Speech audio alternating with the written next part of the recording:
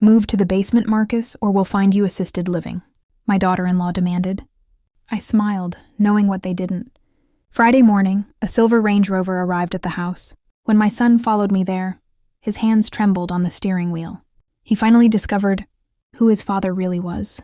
The message arrived at 6:14 a.m., clipped and efficient, like a bill reminder. "We need to talk about the basement. It's time you move down there, or we'll look into assisted living." No greeting, no signature. She didn't need one. I sat at the edge of the bed, phone glowing in the dark, listening to the house breathe. Pipes clicked. Wood sighed. 50 years of mortgage payments murmured under the floorboards. This house knew my footsteps. It knew my name. Basement. That word has a way of shrinking men. It suggests damp air and lowered ceilings. It suggests the quiet shelving of a life. I smiled. Not because it was funny, because the timing was perfect. Down the hall, a door creaked. My son Daniel was already awake. He had learned insomnia from his mother, and fear from somewhere else, somewhere newer. I deleted the message, not out of panic, out of preparation. The kettle whistled. I poured water, measured the coffee.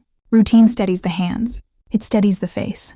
It keeps the storm contained where it belongs, behind the eyes. At 6:32, another message arrived. "Please don't make this difficult.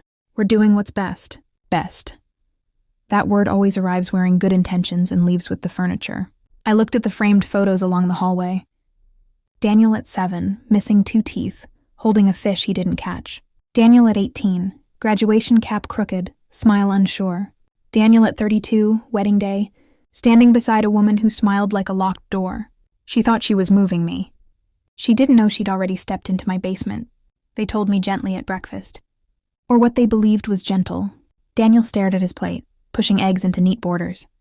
His wife, Lena, sat upright, hands folded, voice rehearsed. She spoke as if reading instructions aloud to a room that might argue back. "It just makes sense," she said.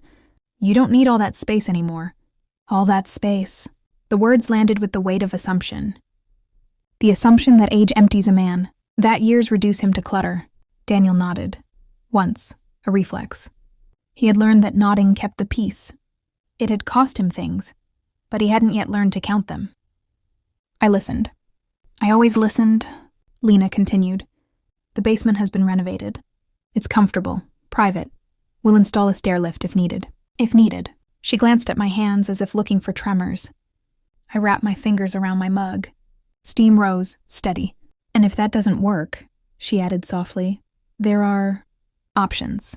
Assisted living communities. Very nice ones." There it was. The velvet threat. I nodded, smiled, said nothing. Inside, a door opened. Because this wasn't about space, or stairs, or my comfort. This was about erasure. Over the last year, small things had shifted. Mail redirected. A locksmith's card on the counter. A whisper that stopped when I entered rooms. Decisions made without my name attached to them. They had begun writing me out. And Lena, efficient, organized, relentlessly kind, was the pen. I watched Daniel's jaw tighten. He didn't look at me. He looked at the future she had prepared for him, and the cost he hadn't yet tallied. That morning, as I cleared my plate, I saw the truth settle into place. Not fully formed, not yet, but heavy enough to bend the day around it. This wasn't a misunderstanding. It was a plan. I moved slowly after that. Slowness invites mistakes in others. They assume it means weakness. I began with the mail. Not the obvious envelopes. Those were curated now. But the digital trail.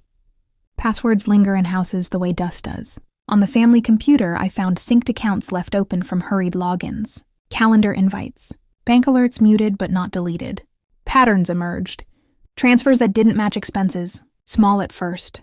Then larger. Accounts opened in Daniel's name, authorized by a signature that looked practiced. Lena's handwriting had a certain confidence. She believed in her right to sign. At night, I listened. Walls are honest after midnight. Voices travel when people believe themselves alone. I heard Lena on the phone pacing. Words like timeline and evaluation. I heard my name spoken with the careful distance reserved for objects. Daniel said little. When he did, his voice was tired. He asked questions that went unanswered. He agreed to things he didn't understand. I watched him disappear by degrees. So I investigated. Phone records are maps of intimacy. Calls that last too long. Numbers that repeat. I recognized one. A man from Lena's past. A consultant, she had said once. back when honesty still had room to breathe. The calls had resumed. Then there were the medical forms, pre-filled, conditions exaggerated, concerns noted by a doctor I had never met. They were building a case for my incompetence, for my removal. I kept my face calm. I ate a dinner, asked about their days, complimented Lena's efficiency. It made her glow. It made her careless. And carelessness leaves fingerprints. The final piece arrived in a plain envelope, addressed to Daniel but left unopened on the hall table. A genetic testing company's logo. Promotional mail, they would think. I didn't open it. I didn't need to, because suddenly everything aligned. The fear in Daniel's eyes. The way Lena watched him. Not with love, but with assessment. The consultant. The money. And the one truth they assumed I would never question. I was being removed because I was inconvenient. Daniel was being kept because he was useful. And usefulness, I had learned long ago, is the most fragile position of all. Friday morning arrived clean and bright, as if the sky itself approved. At 9:03 a.m., the silver Range Rover turned into the driveway. Lena's consultant stepped out, suit immaculate, smile sharpened for persuasion. He carried a folder, thick, official. Daniel followed in our old car. He parked crooked. His hand stayed on the wheel longer than necessary. I met them at the door. "Marcus," Lena said, voice smooth. "This is just a conversation." I nodded. Of course. We sat at the dining table. The consultant laid out his papers, evaluations, recommendations, pathways forward. I let him finish. Then I slid an envelope across the table. Not the genetic test, something older, deeper. Daniel opened it. His breath caught. Just once, enough. He looked at Lena, then at me. The room went quiet in the way rooms do when lies are about to die. "I had questions," I said. "Long before you did." Lena's smile faltered. "This isn't appropriate." Daniel stood. His chair scraped. The sound cut. "Is this true?" he asked her. She reached for him. He stepped back. I remained seated. Calm is contagious when fear has nowhere else to go. The consultant gathered his papers. He understood power when he saw it.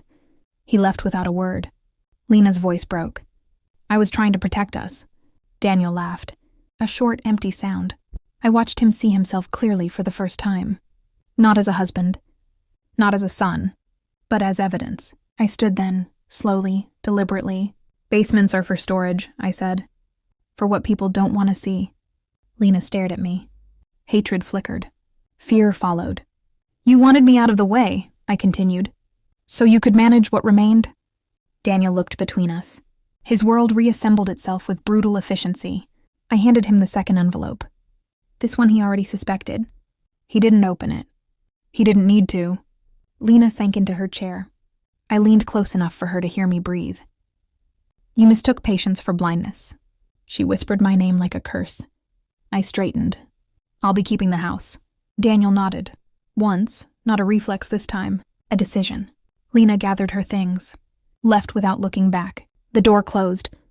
The house exhaled. That evening I walked through every room, touched the walls, counted the light switches, listened to the quiet settle into its rightful shape. Daniel packed. He didn't ask me to stop him. He understood now what staying would mean. At the door he hesitated. "I didn't know," he said. "I know," I replied. He left. I went downstairs. Not to the basement. To the study. I sat at my desk. Opened the drawer. Removed the last document. Power isn't loud. It's simply knowing when to smile. And when to let the house remember your name.